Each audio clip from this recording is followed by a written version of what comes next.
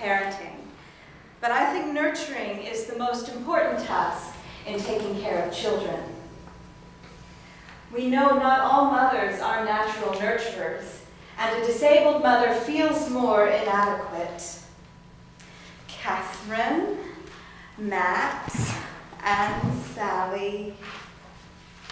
Young carers is the term for children who take on adult tasks, their parents' tasks. Is nurturing the same as caretaking?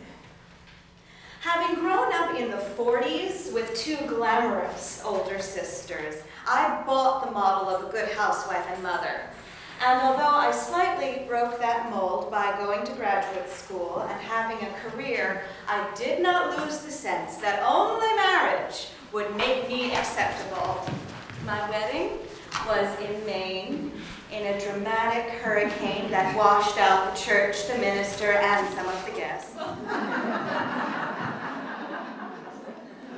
But we did have another wedding in another church. We all got ready for the ceremony in our family summer cottage in Booth Bay Harbor, Maine. My oldest sister, Joyce, helped me put on my dress and veil. You won't want to have children, will you, dear? It would be too hard. I went on preparing without answering. Why didn't I say something to my sister? You shouldn't have children. You won't be able to care for a child. You are disabled. You have disease.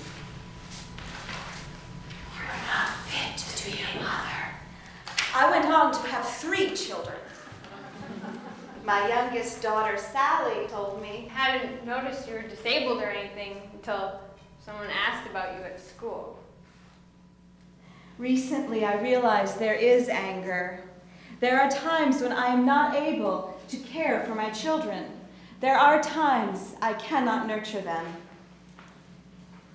Sally was born after a short labor, and everything seemed fine at the hospital. She lay peacefully beside me in her hospital crib. But when I went upstairs to rest and sat in the armchair beside the bassinet, I was seized with a riveting pain that took away my breath. A doctor came and administered a strong painkiller, diagnosing a complete muscle collapse, typical for third-time delivery and not necessarily for mothers with disabilities. I couldn't hold Sally. I learned from infancy to feel insecure. I remember I could neither sit up nor lie down, and I'm sitting halfway up against a pile of pillows. I gaze at Sally as she closes her eyes. I put my finger in her tiny wrist as she begins to grasp on things. After school, Catherine and Matt come home and take turns holding her. Matt's 5-year-old chubby hands holds her with determination, balancing the bundle of blankets. Catherine holds her with confidence, looking at her adoringly. Oh, I had prayed for a baby sister. Sally is 13 when her father leaves and we are divorced. Catherine is 20, Matt is 18. I continue teaching after recovery from a mastectomy in the year of the divorce. To try to meet the financial burdens of keeping the house, I take in boarders and teach extra courses. Middle school is a nightmare. I have these emotions that I've never known before, and that my body is changing the way I've never seen before. I just need someone to help me figure it out. My dad isn't around, and my older sister and brother are off at college, and I'm left alone, my disabled mother. At night as I study, preparing classes for the next day, I can almost feel the pain and confusion she is experiencing. The house seems very empty. I stop working and go upstairs to find her lying in her bed with her favorite Siamese cat wrapped in her arms. I lie beside her and rub her head and back until she gets sleepy. I always feel like I overwhelm her. And that's been an incredible burden for me. Outwardly, Sally's life is full of successes. In high school, she plays in the band, she sings madrigals, she stars in the musicals. She excels in aerobics and wins a contest in choreography at the New York Dance Academy. She has boyfriends and friends. She survives a 15-year battle with bulimia and sets up a website for other survivors. Mom? Yes, Catherine. You better read Sally's latest essay.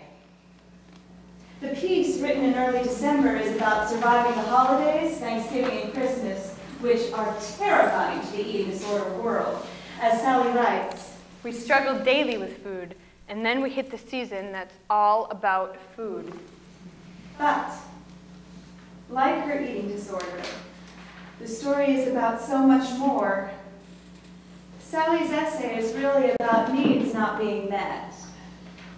Not being met by me. Certainly as a small child, I was aware that my mother was different than other mothers. All 3 children know I am different than other mothers. Most of my life has been spent taking care of everyone around me and their needs. That's not true. Certainly as a small child, I learned to put my needs last. I was 6 when you were born. Catherine was 7. We were so glad to take care of you. Were they young carers? All of them? I was the only one who could get you dressed in the morning, and we became soulmates, didn't we? But you weren't always there. You were both away and everything was so unfamiliar. I wanted to die. I was constantly worried about putting demands on Mother, about putting my needs first. Her need has been to tie my wings down and to paint them duller colors. And my need has been to paint them red and fly away. Sally, it's okay if you need to fly away. But right now, we need to talk. I'm not a super mom. I wanted to be. I needed to prove that I can be a good mother. Why did you write this? Because it's true. Because people who share my disorder need to hear about it, and they need to know that they are not alone. You really feel this way? Yeah, but not all the time. I'm sorry, Mom. I didn't mean to hurt you. I didn't mean to hurt anyone in this family. But being in a family is about learning. We can all have different experiences and be in the same room. I spend a lot of time taking care of my children, but I'm learning how to be taken care of. I've also learned about being taken care of. When I'm hurt, sad, or depressed, you're the first person that I call, Mom. You. You who kept me surviving, enabled me to survive. I am a polio survivor. We are all disabled mothers. But we, the disabled, are no longer accepting to see ourselves as a subgroup of parents. We will no longer be told we had better watch our step. We are ordinary parents with particular insights and qualities. Both of us are struggling to survive. You have tremendous grace. So do you, Sally.